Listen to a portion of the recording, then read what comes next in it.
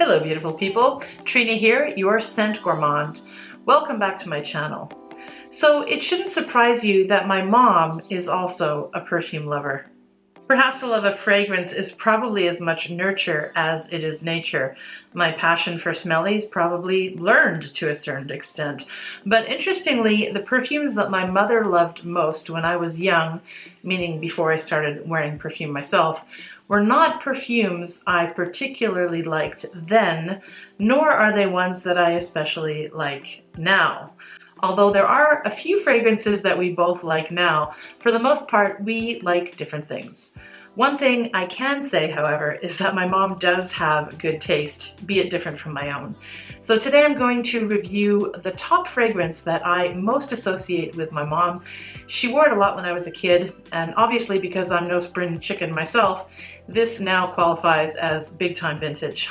As an 80s kid, that is a bit irksome to me. Nothing that came after the 1970s should be called vintage to my mind. Outdated? Okay, maybe yes, but not vintage. Actually, this perfume first came out in the 1950s, I've since found out, so it was already 20 years old when my mom got into it. Or maybe she was into it well before I was born. I don't know. I'll have to ask her. Anyway, let's get to the perfume, which is, as you'll know from the title and the hint I just gave you there, it's Esté Lauder's Youth Dew. So I actually have a bunch of perfume that I recently procured secondhand, very much on the cheap, and my intent is to pass them all on to my mom next time I'm back in Canada. So you'll be hearing from me soon about some older fragrances. I cannot wait till we're all vaccinated and travel and quarantine restrictions are lifted so I can finally make a visit. It's been ages and I'm really looking forward to spending time with my family, as I'm sure many of you are. So all these mom fragrances I recently purchased are pretty much still widely available, but I think these days they're more readily found online via online retailers. And my parents, as you can imagine, are a bit older and they're therefore more of the brick and mortar type of shoppers. They also now live more out in the country and these days rarely head out into the city. So all this to say, I think mom's going to appreciate the memory-inducing smellies I bring back to her when I go back to Canada. Esté Lauder's Youth Dew is a spicy fragrance that was released in 1953, and it was catapulted during an oriental fragrance boom. The nose behind this fragrance is Josephine Catapano, and there's a whole cacophony of spicy ingredients in here. It's an over-the-top, complex, vintagey, viscous hodgepodge of boozy, resinous, ambery, and spicy chaos in this kind of twee little bottle here. And here are the notes. And there are quite a few of them.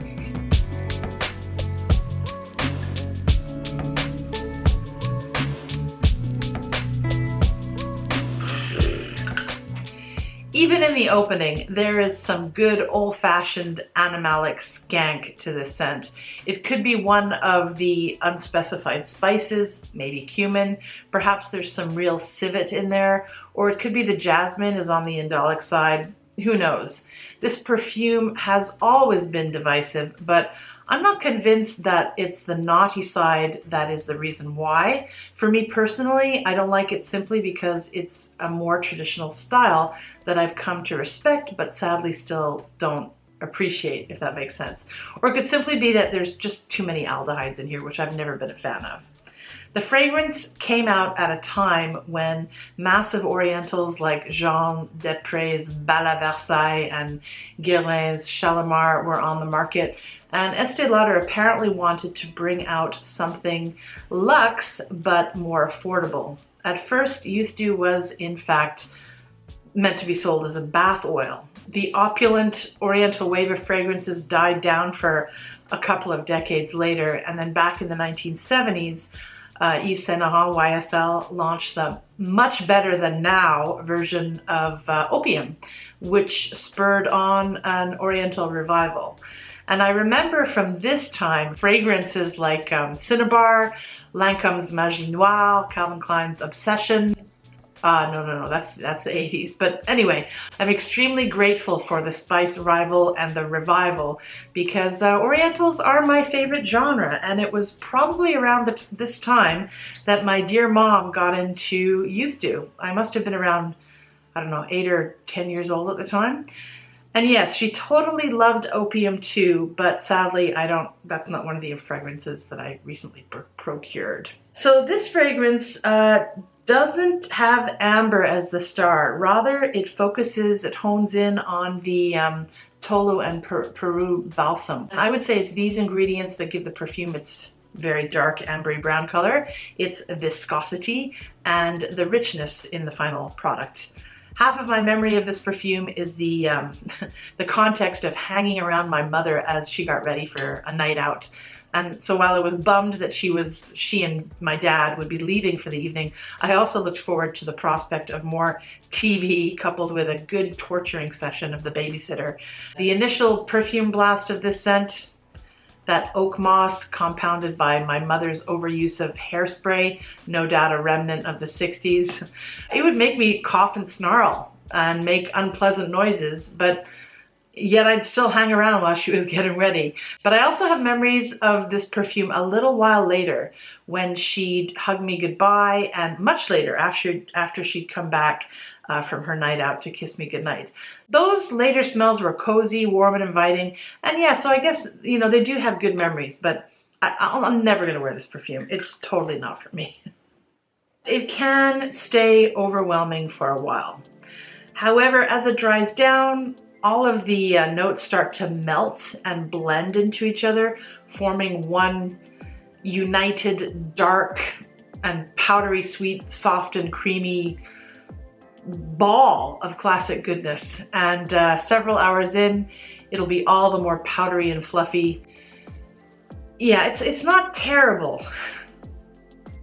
It's youth dew. It's luxurious, it's classic. It is what it is.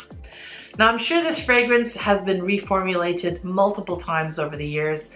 There can no longer be any real musk in it. Pricier or illegal ingredients have likely been replaced by laboratory alternatives, but nonetheless, this stuff packs one heck of a punch. You'll get, I don't know, maybe 6 to 8 hours out of it, and if you're a fan of this heavy, intense classical style of fragrance, the value is definitely there. It can be indeed had for a very good price too, especially online through those discounters. It's definitely not for me, but I wouldn't think poorly of you if it was to your taste. The scent's been around for 70 years and they're still making it.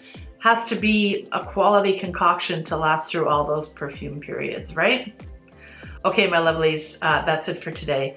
Bag and Frag Hag, signing out. Mwah.